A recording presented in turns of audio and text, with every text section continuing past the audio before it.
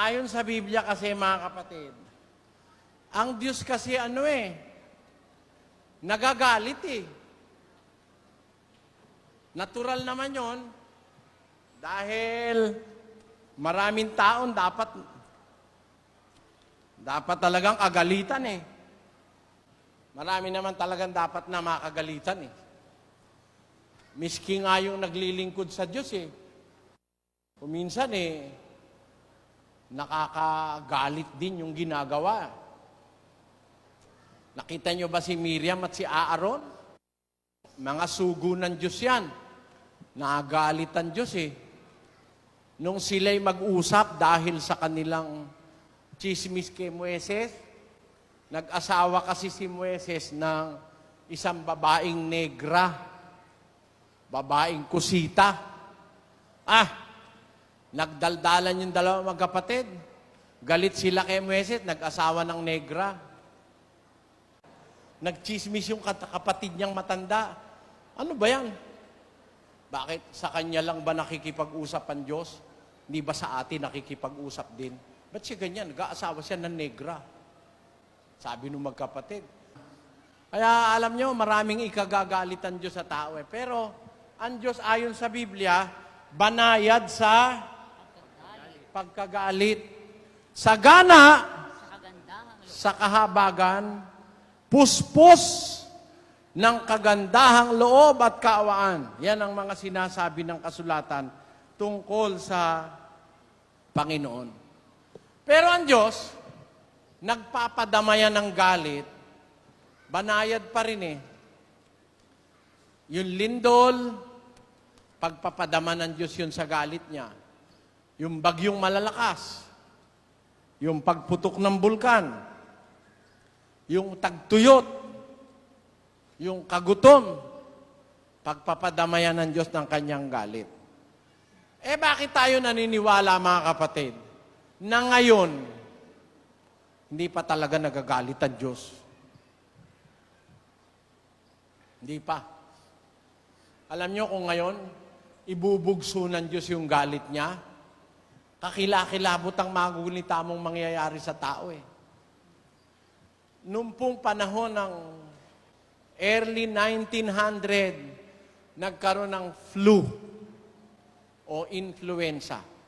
Wala pang alam ang tao noon tungkol sa antibiotics. Milyon-milyon po ang nagkasakit. Nagkaroon ng cholera. Milyon-milyon din ang nagkasakit. Sabi nung matatanda, inililibing, sabi ng lola ko, inililibing daw yung ngayon yung may sakit. Kinabukasan yung nakipaglibing, mamamatay na rin. Nahahawa. Yan mga salot, bunga ng galit ng Diyos sa tao. Pero hindi pa talagang bugso. Dahil lipul tayong lahat. Pagka nagalit ang Diyos, malilipol ang lahat ng tao. Kaya, gaya rin karoon ng yung bubonic plague, yung nanggaling sa daga. Nako, ang dai-dai pong taong namatay. Na-impeksyon sa ng daga. Ngayon nga buti nga, awa ng Diyos, naaagapan ngayon eh. Noon, wala silang malay sa microbiology. Hindi nila matuklasan agad kung saan ang gagaling ang sakit. Eventually, natuklasan yan ng isang siyentipiko na meron palang maliliit na organismo na hindi nakikita ng mata na nagiging dahilan ng sakit. Hindi pa kasi nila alam nun yung bacteria, virus, at saka yung mga fungus. Di nila alam, wala silang microscope. Kaya kumakalat ang sakit, di nila mapigil. Yan. Yan ay pagpapadama ng Diyos sa kanyang galit na nararamdaman sa puso. Kailanmat may anak na sinisigawan ng kanyang magulang, nilalapastangan ng kanyang ama't ina, nakakaramdam ng sama ng loob ang Diyos. Pagka mayroong mag-asawang nagbubugbugan, naghihiwalay, nagpapatayan, nakakaramdaman Diyos ng sama ng loob o ng galit. Pagka mayroong bansa na yung kapwa bansa inaapi, ginigera, nagagalit ang Diyos.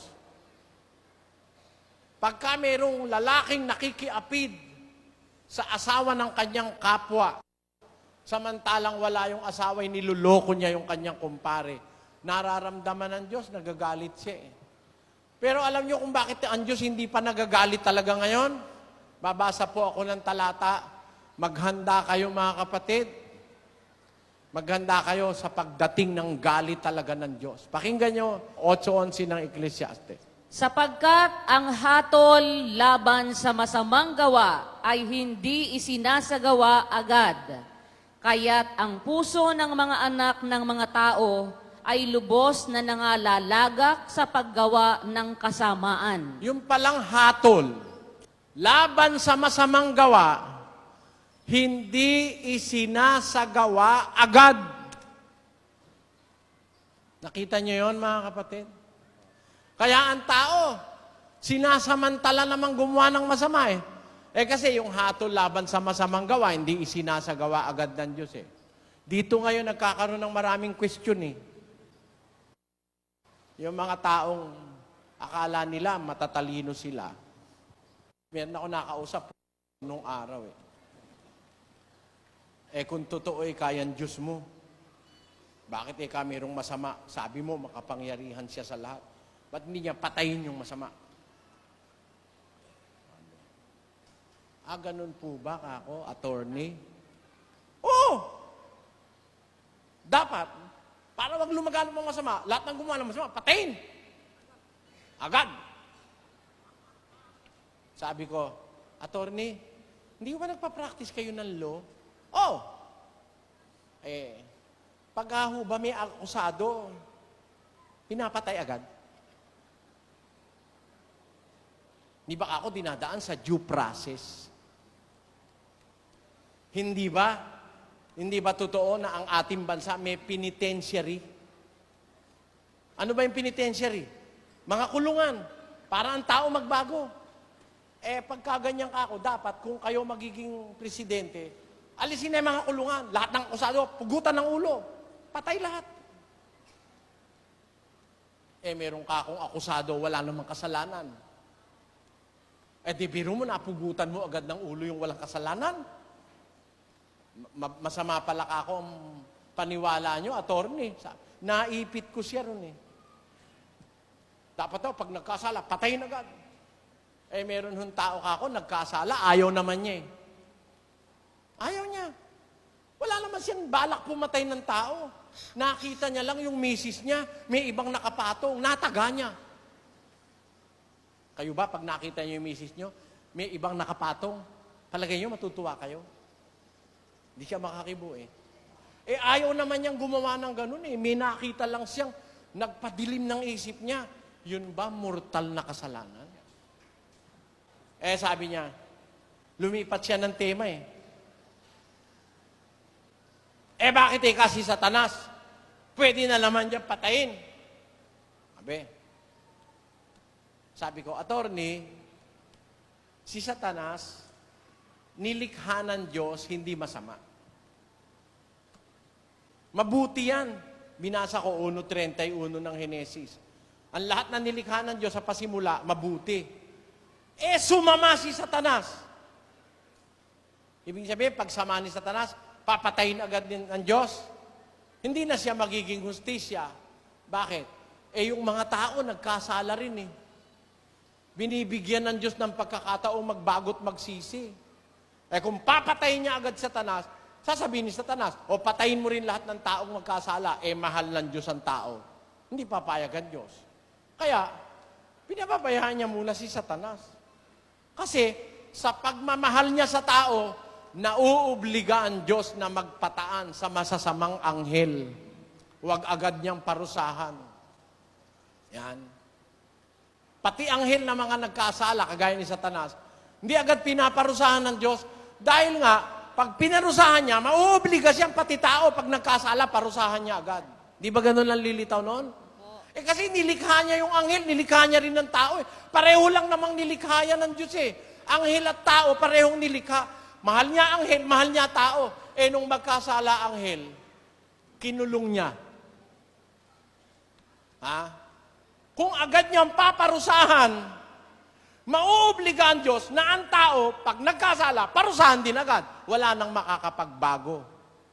Amen? Kayo, gusto niyo ba na pag nagkasala kayo, wala na kayong chance magbago? Gusto niyo ba yon mga kapatid? Hindi. Pag-ibig ang Diyos eh. Kaya ang Diyos, lumalagay lang doon sa punto ng hustisya. Kung hindi niya agad pinaparusahan ng taong nagkakasala, binibigyan niya ng pagkakataong magsisi. Hindi niya rin uubrang agad na parusahan si Satanas at ang mga anghel dahil nilikha rin sila ng Diyos, mga kapatid. Kaya alam nyo, hindi lang natin nauunawaan ng Diyos eh. Dapat unawain din natin ng Diyos sa kanyang kalagayan. Uunawain tayo ng Diyos, unawain din natin siya. Ang gusto natin, tayo lang ang inuunawa eh. Gusto natin kung minsan, utusan pa ang Diyos eh. Pangit yun. Alamin mo, ba't kaya hindi pinaparusahan agad ng Diyos? Kaya yung mga masasamang espiritu, mga anghel, nung puntahan ni Kristo, ang sabi nung masamang espiritu, Jesus, ano ang papakialam namin sa'yo? Paparusahan mo na ba kami bago dumating ang kapanahunan? It will be unfair. May nakatakda ng parusa. Pero para aagahan mo ba ang parusa? Aba, hindi muna. Sabi nung masamang espiritu, nagre-reklamo. Basahin natin. Pakinggan nyo, ha? At nang siya'y makarating sa kabilang ibayo, sa lupain ng mga Gadareno, ay sinalubong siya ng dalawang inaalihan ng mga demonyo na nagsisilabas sa mga libingan na totoong mababangis na ano pat sino may walang makapagdaan sa daang yaon. At narito, sila'y nagsisigaw na nangagsasabi, anong aming ipakikialam sa iyo, ikaw na anak ng Diyos? Naparito ka baga upang kami iyong pahirapan bago dumating ang kapanahunan? Alam nung mga demonyo, masasamang espiritu, na meron talagang panahong paparusahan sila ng Diyos. Nagre-reklamo sila kay Jesus, ba't ka nandito? Paparusahan mo ba kami bago dumating ang kapanahunan? Pahihirapan mo na ba kami? Ibig sabihin, alam ng mga demonyo, hindi ganun ang Diyos na agad nagpaparusa. Yun ang kanilang bargaining Yun ang kanilang bargaining power sa Diyos Na kung hindi pinaparusahan ng Diyos agad ang tao, hindi rin sila agad mapaparusahan. Pero definitely, parurusahan ng Diyos ang mga demonyo. Ang masasamang espiritu. Yung espiritu ng pangkukulam, panggagaway, yung espiritu ng kasamaan. Lahat ng espiritong kontra sa Diyos, may araw ng parusa dyan. Pero sabi ng mga espiritong masama, paparusahan mo na ba kami bago dumating ang kapanahunan? Ibig sabihin, hindi pa panahon. May darating na panahon, magpaparusa ang Diyos. Kaya hindi siya agad nagpaparusa, may bargaining power yung mga demonyo. Huwag muna silang parusahan dahil hindi pinaparusahan ng tao. Ang Diyos naman, naghihintay ng pagbabalik loob ng tao sa Diyos. Naiintindihan nyo, mga kapatid? 8:11 ng Ecclesiastes. Ang parusa laban sa masasamang gawa, hindi isinasagawa agad. Kaya't ang mga anak naman ng tao namimihasa sa paggawa ng kasamaan. Imbis na samantalahin yung panahon para tayo ay makapagsisi, yung iba sinasamantala ang panahon para gumawa pa ng lalo pang kasalanan. Alam nyo, ito, kung hindi pa nagpaparusa ang Diyos, at kung hindi pa siya nagbubuhos ng kanyang galit, alam nyo, ang ibig sabihin yan, pagliligtas Basahin natin, no? Nang unang panahon, unang Pedro 3, na ng unang panahon ay mga suwail, na ang pagpahinuhod ng Diyos ay nanatili noong mga araw ni Noe samantalang inihahanda ang daong. Alam nyo ba yon mga kapatid? Nung panahon ni Noe, alam nyo kung gaano kalaki yung daong ni Noe? Napakalaking daong, napakatibay. Ang gumawa isang pamilya. Pero bago gawin ni Noe yung daong, ang sabi ng Diyos kay Noe, Noe, ang wakas ng lahat ng tao ay dumating na sa harap ko. Maghanda ka ng isang daong. Ako'y magpapasapit ng baha sa buong lupa at mamamatay ang lahat ng may hinga ng buhay. Yan ang sabi ng Diyos kay Noe. Ngayon, nag-umpisa na si Noe na maghanda ng daong, mga kapatid. Alam nyo ang nangyari? Nung inihanda ni Noe yung daong, ang sabi ni San Pedro, nagpapahinuhod ang Diyos. Alam nyo ba yung kahulugan ng salitang nagpapahinuhod, mga kapatid? Long suffering. Ibig sabihin, nagtitiis siya. Gusto niyang patayin ang tao dahil sa matinding kasamaan. Lahat ng tao. Puwera lang yung mga pamilya ni Noe. Pero 100 taon siya naghintay. Tiis siya ng tiis. Ang sasama na ng tao. Nag-asawa na sa mga anghel. Nag-apira na ang mga tao. Kain ng kain, inom ng inom. Nag-aasawa, pinag-aasawa. Ha? Puro na lang panlaman, wala nang espiritualismo. Nagalit ang Diyos. Nagpasapit ng baha. Patay lahat. Pero bago dumating yung baha, hinintay ng Diyos matapos yung daong. 100 taong ginagawa ni Noe. Nangangaral si Noe, magsisi na kayo pag natapos tong daong. Babaha na, mamamatay lahat ng tao. Sabi ng mga tao, sino maniwala sa'yo? Gagawa ka ng daong sa gitna ng gubat. Kung ikaw nga naman, ang isip mo'y wala sa katwiran, ba't nga naman gagawa ng daong sa gitna ng gubat? Ang daong ginagawa sa dagat, diba? Kasi mahirap ilipat yung daong sa gubat, papunta sa dagat. Paano mo ililipat yon? Hindi naman ililipat ni Noe. Dahil babaha aapaw ang lahat ng tubig sa pinakamataas na bundok. Ayaw sila ngayong maniwala. Nga? Napagkamalampas si Noeng luko-luko eh. Biro mo, gumagawa ng daong sa gitna ng gubat. Ikaw ba naman si Noe? Hahakutin mo pa ba naman yung kahoy kay lalaki? Dadalhin mo pa sa pantalan? O dun sa seashore? Total, aabutin din ng baha yung gubat. Doon ka na gumawa. Mas matipid pa sa trabaho. Tama ba, mga kapatid? Tama. Ngayon, samantalang ginagawa ni Noe yung daong, galit na ang Diyos dun eh. Pero nag-iano siya. Nagtitimpi ang Diyos. Nagtitimpi. Dahil, pagka ibinukso niya yung galit niya, babaha na eh. Ayan. Kaya ang tawag doon, long suffering. Pagpapahinuhod. Ano ba ang kahulugan ng pagpapahinuhod ng Diyos? Kagaya ngayon. Maraming dapat ikagalit ang Diyos ngayon. Mga kriminal, mga drug addicts, kahit na ang tao'y masira at maloko, basta malakas ang kita ng mga drug pusher at drug manufacturer, okay lang.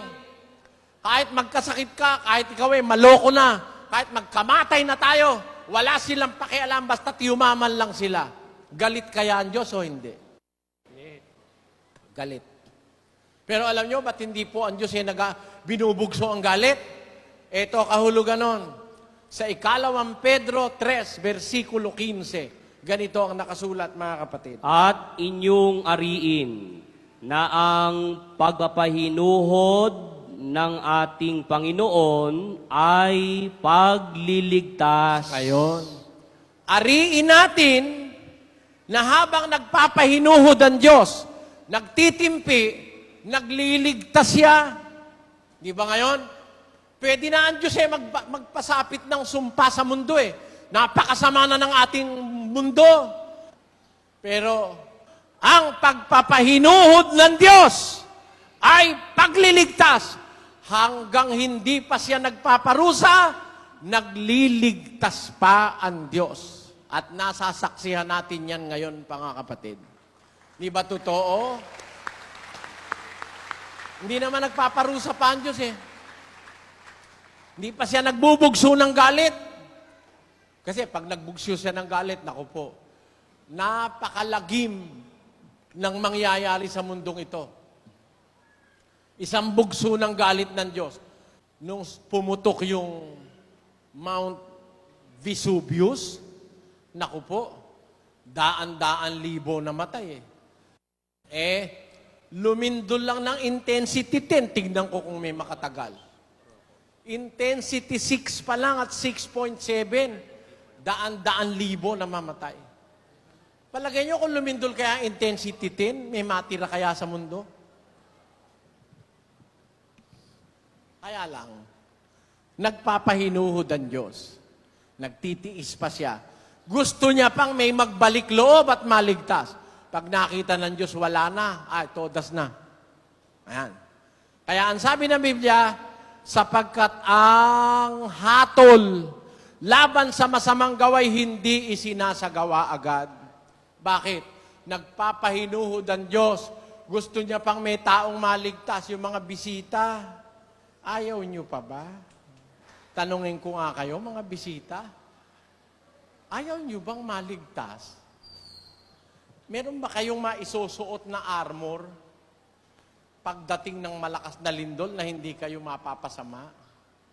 Nakakalagi maisip yung hinaharap There shall be earthquakes. Magkakalindol ng malalakas sa iba't ibang dako. Magkakaroon ng pestilences o mga salot. Magkakagutom. Maggegera. Katakot-takot na kapighatian niyang hinaharap ng mundo. Walang mabuting darating kundi si Kristo para wakasan ang kasamaan ng tao. Kaya alam niyo, ngayon pa dapat mag-isip-isip na kayo Kasi, ang hanap po natin dito, pangkaluluwa, mga kapatid Di ba kayo naniniwala? Kaluluwa ang pinag-uusapan dito. Walang katapusan yung espiritu. Mananagot sa Diyos yun. Mamatay man yung katawan mo, may espiritu kang haharap para managot sa Diyos sa araw ng paghukom. Sabi nga ng pasyon, gayon nga ni itong araw habang ika'y nabubuhay. Kusang binabahalaan,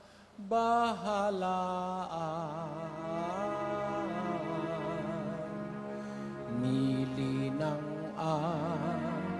anumang bagay, magaling o masama man. Tunay na di magwiwika ang Diyos poong dakila.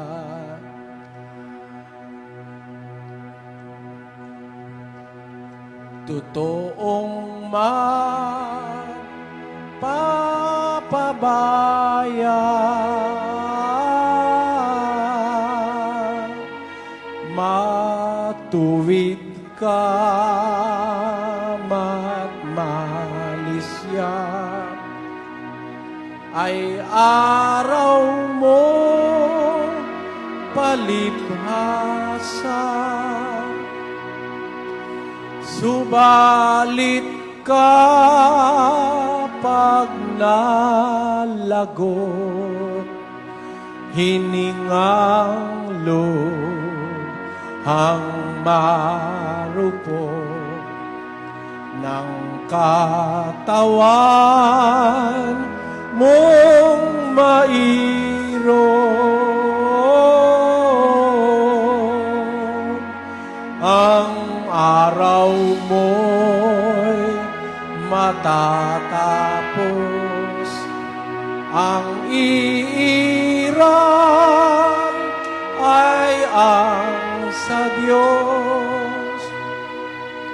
Walang magagawang tunay ang namatay mong katawan. Palibhasa'y lupa lamang sa abang-aba mo naman. Kung ika'y walang sinimpan, samantalang may hininga at ika'y na bubuhay pa, ay maglaan kang maaga.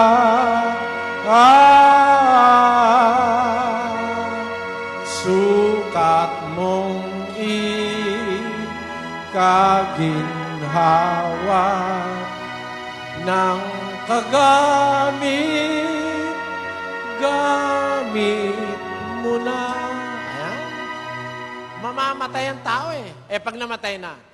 At sa balye ni Josaphat, ang anghel ay magtatawa. Hihipan niya ang pakaka na ipupukaw sa lahat. Ito ang pangungusap. Bangon kayo, mga patay, magsidulog kayong tunay sa mataas na hukuman. Nyaong sumakop sa tanan, Haring makapangyarihan. Ayun. Hindi ka naman makakaiwas eh. Pagkatapos ng mamatay, bubuhayin ka uli, haharap ka sa hukuman. Yon, sabi ng Biblia, mga kapatid. Hindi na sabi ng pasyon. Merong hindi naniniwala. Basta ikaw pagkamatay, tama na. Hindi totoo yun. Ang kamatayan, temporary lang yan. Pagkatapos niyan, bubuhayin ka uli, pananagutan mo yung ginawa mo. Ngayon, samantalang may oras pa, samantalang may hininga, ay magsimpang kang maaga. Nang kagamit-gamit mo na, sa abang-aba mo naman kung ikaw ay walang sinimpan, sabi ng pasyon. Ang tao ngayon ang walang ginagawa, hindi kumain, uminom, maghanap buhay, magpasarap, gumarnatsa, bumili ng magandang damit, wala nang pakialam sa kapwa, walang pakialam sa pulubi, walang pakialam sa anak. Yung mag-asawa, libot na ng libot. Yun naman mga anak, barkada ng barkada. Hindi alam ng tao, darating na bigla ang galit ng Diyos at mahihirapan silang maligtas. Kaya, yun naman nasa Biblia yun Totoo yun. Nasa pasyon yun. Nako, yung mahal na mahal mong bahay, sasakyan, alahas, titulo torrents. Meron tao, ang titulo, ganyang kakapal, ang dami.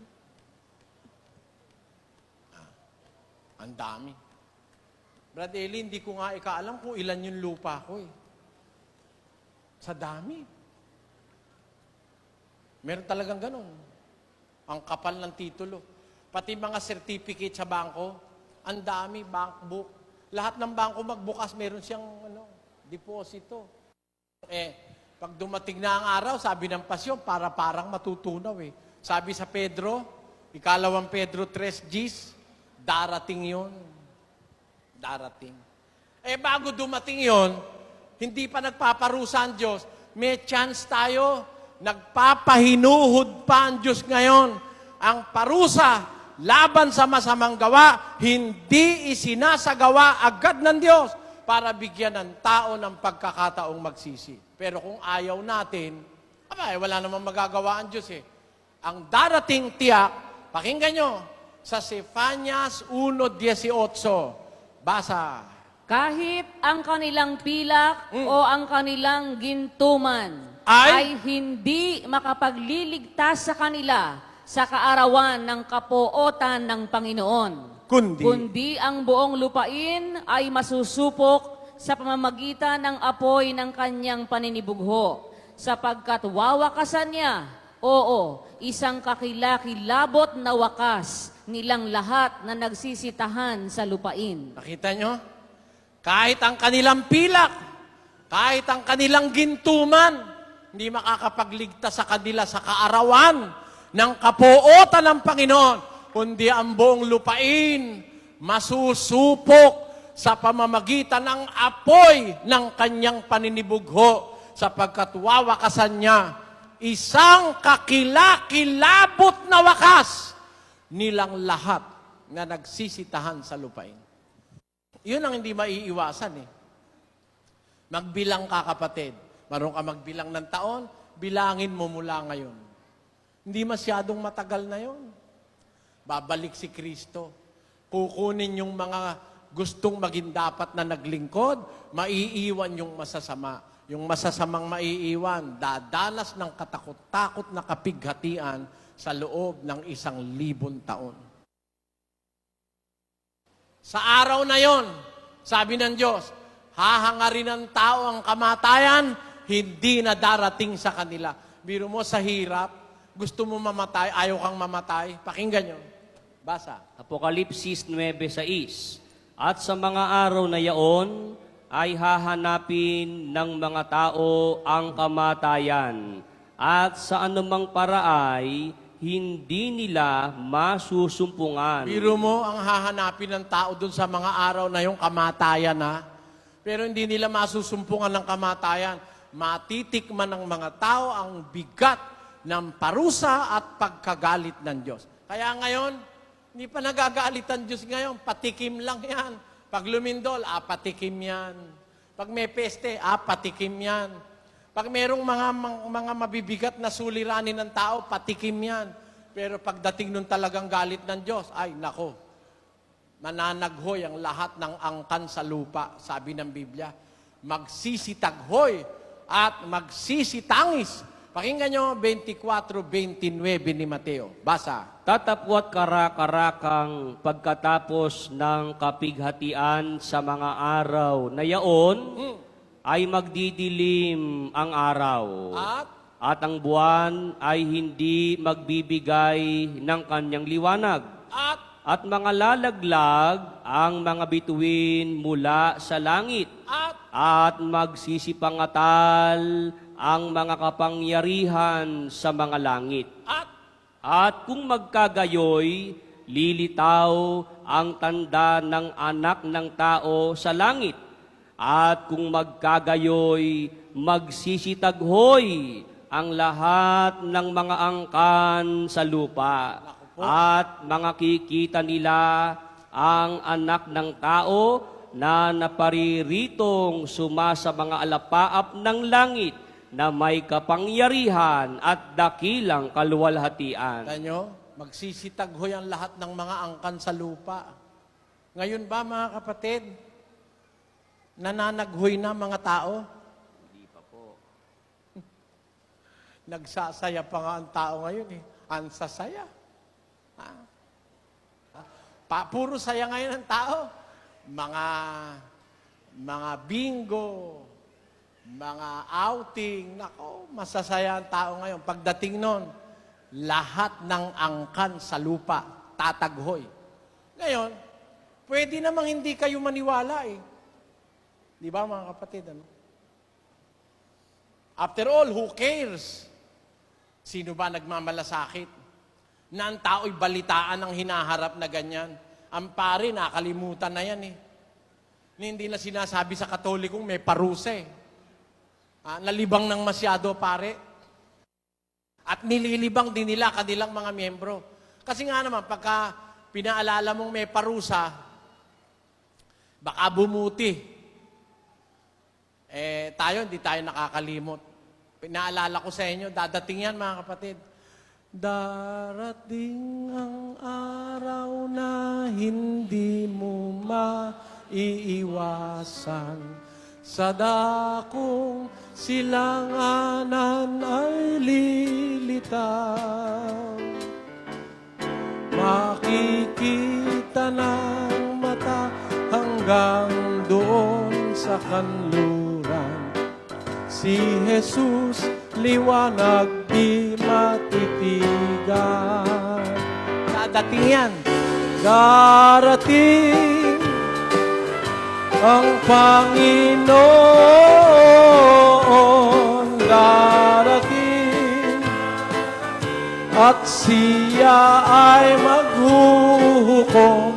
Darating ang Panginoon.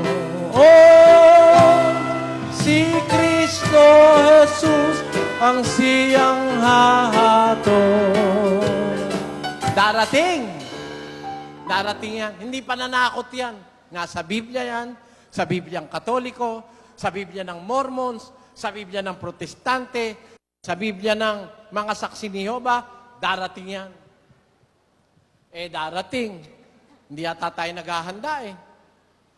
Ngayon na, mga kapatid, mga kababayan, ngayon na, wala nang maraming masyadong panahon sa pagdating ng galit ng Diyos dito sa lupa. Ngayon, hindi pa masyadong galit ang Diyos eh. Nagpapatikim-tikim lang siya eh. Pero pagdating na noon, pakinggan nyo, sa isang talata, ganito ang ating mababasa. Isayas 13:11. At aking parurusahan ang sanglibutan dahil sa kanilang kasamaan. At ang mga masama dahil sa kanilang kabalakyutan. At aking patitigilin ang kahambugan ng palalo. At aking ibababa ang kapalaluan ng kakilakilabot. Ayan, ang sabi sa English, I will punish the world for their evil, and the wicked for their iniquity. And I will cause the arrogance of the proud to cease, and I will lay low the haughtiness of the terrible. Sa Kastila, y visitare la maldad sobre el mundo, y sobre los impios su iniquidad, y haré que cese la arrogancia de los soberbios, y abatire la altivez de los fuertes. Pagasilotan ko ang kalibutan tungod sa ilang pagkadautan, ug ang mga taong dautan tungod sa ilang kasalanan, ug pahunungon ko ang pagkamahitason sa mga palabilabihon, ug paubson ko ang pagkamapahitason sa mga taong makalilisang. Ayan. Parusan king yatu, king ulining karelang dewakan, at ding marawak ding kilking karelang dewakan, ipatuknang ko ing kayabangan ning palalo, at ibaba ko ing kapalalwan ning makapangilabot. Ket, do sa ekto, tilubong agapu iti kinadakesda, ken dagiti managdakdakes, agapu iti kinadangkesda, ket pasar denggek ti kinapusong ti natangsit, ket ipababakto ti kinapalungwad ti nakabubuteng. Ayan. Sa Bicol, asin, susungkoon ko ang karatan sa kinaban, asin sa mga maraot na tao sa saindang kaliwagan, asin gigibohon kong umuntok ang kaabhuwaan kan mga masumbikal, asin papahababaon ko ang kapanglangkao kan mga makusog. Ayan, nakita nyo? Maiiwasan ba ng tao yan, mga kapatid? Diyos ang may sabi niyan, ibababa ko ang kayabangan ng mga palalo, parurusahan ko ang mundo dahil sa kanilang kasamaan. Ayan. Kaya yung galit ng Diyos ngayon, araw-araw galit yun, pero hindi agad siya humahatol, nagpapahinuhod pa siya. Pero alam nyo ba, mga kapatid, meron akong isang sasabihin sa inyo. Ngayon, meron pa rin galit ang Diyos ngayon eh.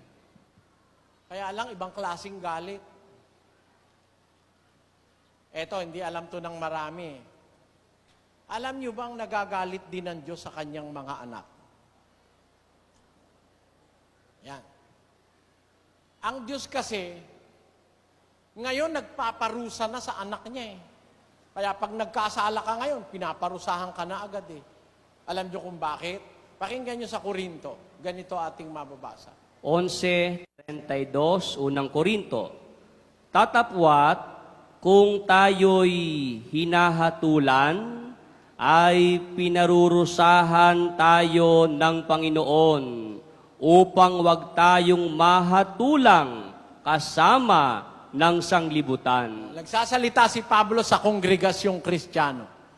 Kung tayo'y hinahatulan, pinaparusahan tayo ng Panginoon upang tayo'y wag mahatulang kasama ng sanlibutan.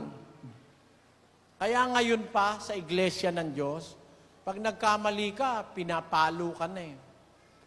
Minsan, nawalan ka ng trabaho. Minsan, nagkamali ka, nasugatan ka. Kasi ganun eh. Ang anak ng Diyos, pagka, di ba yung anak nyo rin, mahal nyo, pagka gumawa ng mali, pinapalo mo para wag mamihasang mali. Dahil mahal mo, di ba? Minsan, kinukurot mo eh. Minsan, kinurot ka ng Diyos. Nagkaroon kang pigsa. Oh. Minsan, pinalo ka. Ay, ako natrangkaso, 1 linggong nakalupay-pay. Ganyan eh. Para wag niya na tayong isamang parusahan sa sanlibutan. Pakinggan niyo, babasahin natin. Sa Ebreo, Kapitulo 12. At inyong nilimot ang iniyaral na ipinakipagtalo sa inyong tulad sa mga anak. Anak ko, huwag mong waling bahala ang parusa ng Panginoon. O manglupaypay man kung ikaw ay pinagwiwikaan niya. Sapagkat pinarurusahan ng Panginoon ang kanyang iniibig at hinahampas ang bawat tinatanggap na anak. Narinig niyo yun? Wag mong waling bahala ang parusa ng Panginoon. Sabi niya sa anak, huwag kang maglupaypay pag pinagwiwi ka ang kanya. Bakit? Sapagkat pinaparusahan ng Diyos ang kanyang iniibig. Hinahampas ang kanyang kinikilalang anak. O kayo, may anak kayo. Sino sa inyo hindi namamalo ng anak? Sabi no iba, pagka ikaw ang anak ko, hindi ko pinapalo, lalaking sutil yan. Paminsan-minsan. Dapat pag sobra na. Pero kung hindi naman talaga na, ay, kagaya na ako, meron akong mga batang alaga hindi naman ako namamalo talaga eh. Pero pag sobra, kasi kung mahal mo ang bata, gusto mong matuwid, dapat pagkamali ang ginagawa itutuwid mo, di ba mga kapatid? Ganun ang tao eh. Kung mahal tayo ng Diyos, pagkakamali mo, pinapalo tayo. Para tayo, huwag nang mahatulang kasama ng sanlibutan. Sa katwirang pinarurusahan ng Diyos ang kanyang iniibig, hinahampas niya ang kinikilala niyang anak. Amen? Para lang tatay mo. Pag ikaw ay anak, mahal ka, nagsugal ka, naglasing ka, mahal ka, pinalo ka, huwag ka na ulit. Bakit? Ayaw mong maging lasenggo o sugaro lang anak mo. Tama? Ngayon, yung hindi mo anak, halimbawa man anak mo lang sa labas. Nakita mo nagsusugal. Andun yung misis mo, makakakibo ka ba? Ba't mo pinagkakalitan yan? Ano pakialam mo dyan? Hindi mo naman masabi, anak ko yan sa labas, ano? Hindi mo masabi yun. Kaya ang hindi pinapagalitan, anak sa labas, basa. Datapwat kung kayo'y hindi pinarurusahan, na pawang naranasan ng lahat, kung gayo'y mga anak sa ligaw kayo at hindi tunay na anak. Tanyo, pag hindi ka pala hinahampas ng Diyos, anak sa ligaw ka. Hindi ka tunay na anak. Tinan mo yung mga taong hindi nagpapasakop sa Diyos. Bagaman sila'y gusto ng Diyos maging anak, ayaw naman nila. Di anak sila sa ligaw. Kaya kahit ano gawin nila, okay lang sa Diyos Hindi sila pinaparusahan Hindi sila itinutuwid. Bakit? Dadating ang araw, ang parusa sa kanila'y mabigat, mga kapatid. Mas mabuti na ngayon ang paminsan-minsay pinapalo tayo ng Diyos kaysa tayo'y makasamang parusahan ng sanlibutan. Kaya alam nyo, nagagalit din ang Diyos ngayon Kaya lang, galit sa anak, hampas, parusa sa anak, pag ang anak ay nagkakamali. Kaya tayo, hindi tayo nakakalimot, mga kapatid, humingi ng tawad para wag tayong hampasin ng Diyos Panginoon, patawarin mo po kami. Hindi po namin ibig na ikaw ay lapastanganin. Hindi po namin sinasadya. Magpaumanhin ka po. Patawarin mo kami gaya ng pagpapatawad namin sa mga nagkakasala sa amin. Di ba ganun ang ating dalangin, mga kapatid? Kaya, habang wala pa yon, darating yung galit ng Diyos, darating yung puot ng Diyos. Ngayon, alam nyo gagawin natin, mga kapatid, para wag magalit ang Diyos sa atin? Ano ba gagawin natin? Tanungin ko nga kayo. Nagagalit ang Diyos ngayon, sumasama loob sa maraming katarantaduhan ng tao Gusto nyo bang mabigyan natin ng konsuelo ang Diyos? Kung ang ginagawa nila yung ikinagagalit ng Diyos, gawin naman natin yung ikinatutuwa ng Diyos, mga kapatid. Ano yon? Ano yon? Eto yon. Ang isang ikinatutuwa ng Diyos, ito. 13:15 ng Ebreo. Sa pamamagitan nga niya, ay maghandog tayong palagi ng hain ng pagpupuri sa Diyos. Sa makatwid baga ay ng bunga ng mga labi na nagpapahayag ng kanyang pangalan. Ayon. Sa pamamagitan ni Kristo, maghandog tayong palagi ng hain ng pagpupuri sa Diyos. Ang bunga ng mga labi na pumupuri sa kanyang pangalan. Yan ang pagpapasalamat. Di ba yan, mga kapatid? Habang gumagawa ang tao ng ikinagagalit ng Diyos to appease God's wrath and anger, habang gumagawa sila ng kasuklak-suklam, gumawa naman tayo ng kalugod-lugod sa Diyos. Ang isa riyan, mga kapatid, alam nyo ang isa, maghandog tayong palagi ng hain ng pagpupuri sa Diyos. Alam nyo ba, pag pinupuri ang Diyos, ay natutuwa siya. Pakinggan nyo sa 9:24 ng Jeremias. Basa. Kundi magmapuri sa ganito, Ang ang lumuluwalhati na kanyang nauunawa at kanyang nakikilala ako, na ako ang Panginoon na nagsasagawa sa lupa ng kagandahang loob, kahatulan at katwiran, sapagkat sa mga bagay na ito ay nalulugod ako, sabi ng Panginoon. Ayon. Yung nagluluwalhati. Totoo, kumanta ka lang, naluluwalhati mo na ang Diyos Manalangin ka, naluluwalhati ang Diyos. Nalulugod ang Diyos pag ang nananalangin, matuwid at lumuluwalhati. Pakinggan nyo sa 15.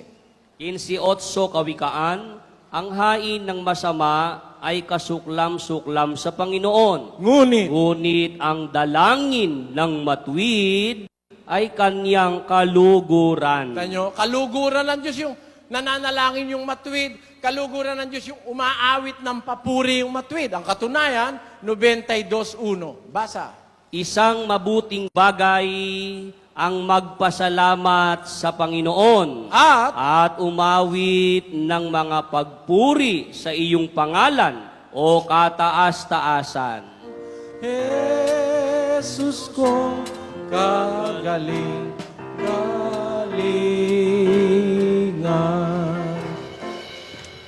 Ano pang kakailanganin sa Diyos amang maawain? Anak niya'y sugo sa atin, kaligtas ay gayong din. Jesus ka, ibigang magaling.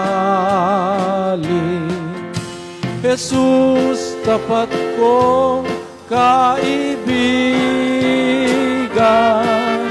lunas ng aming kasalanan.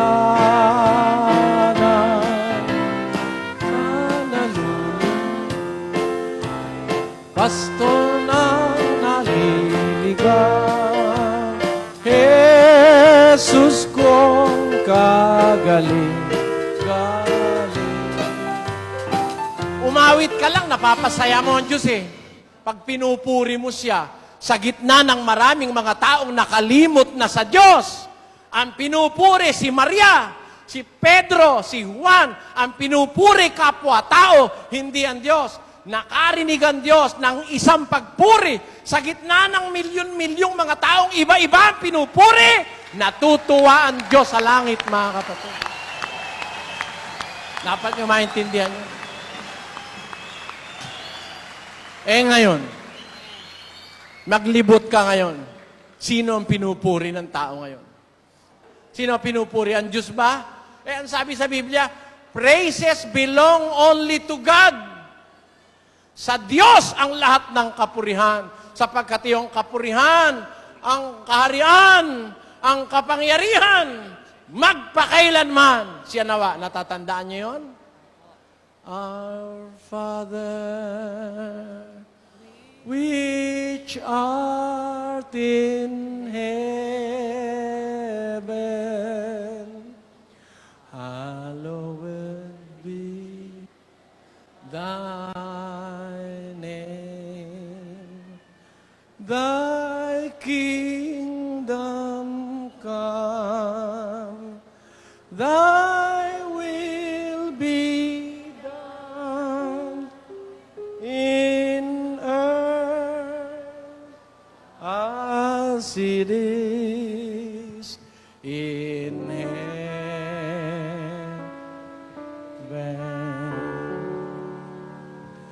Give us this day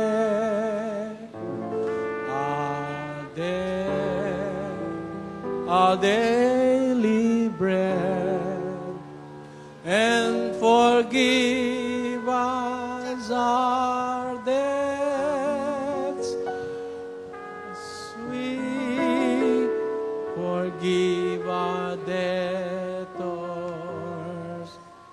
and lead us not into temptation, but deliver us from evil. For thine is the kingdom and the power and the glory forever.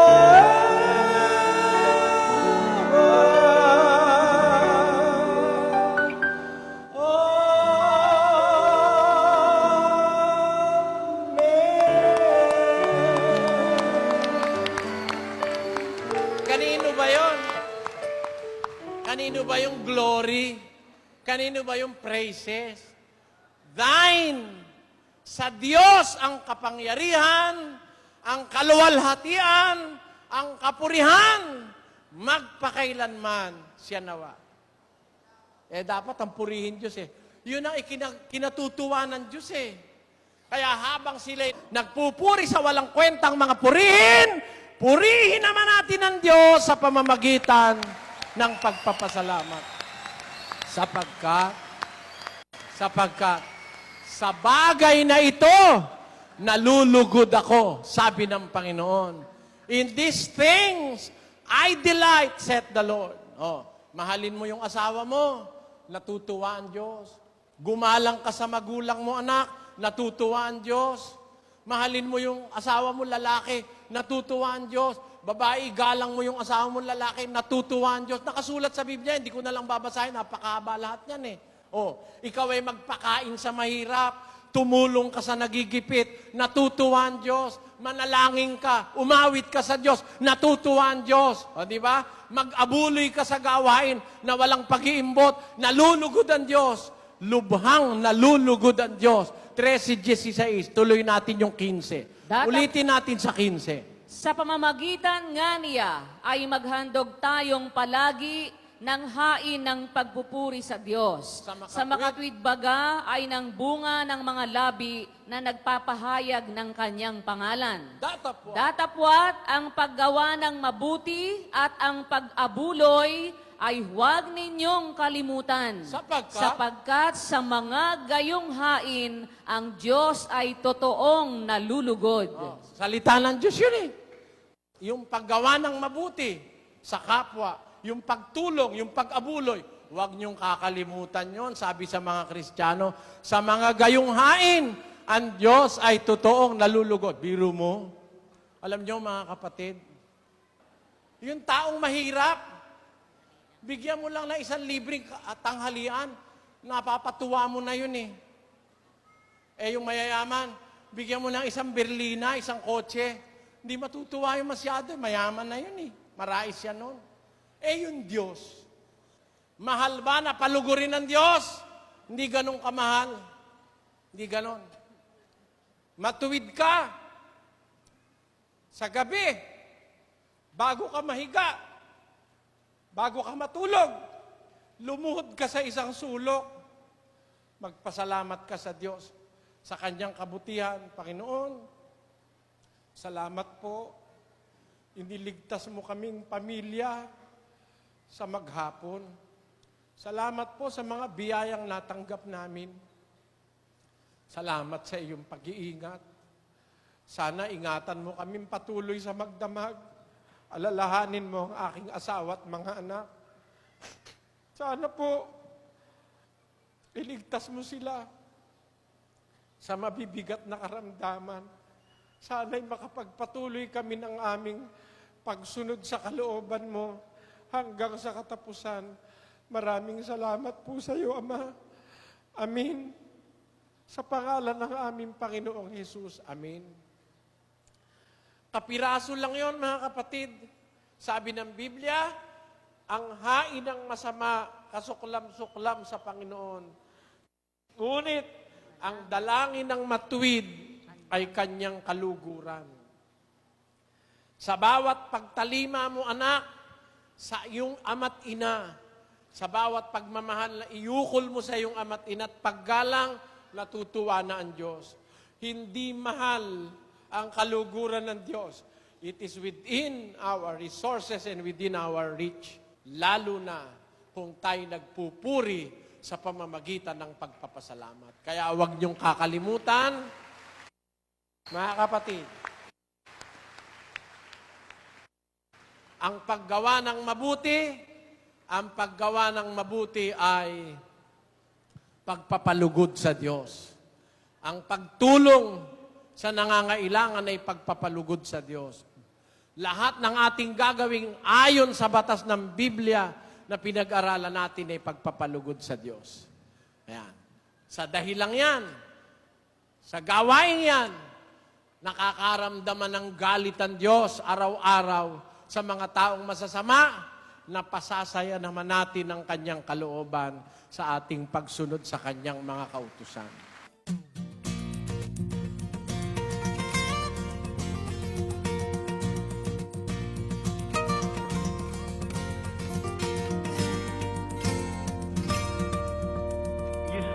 we have to seek the book of the Lord. And what are we going to seek from the book of the Lord? That is God's righteousness and God's kingdom. And read.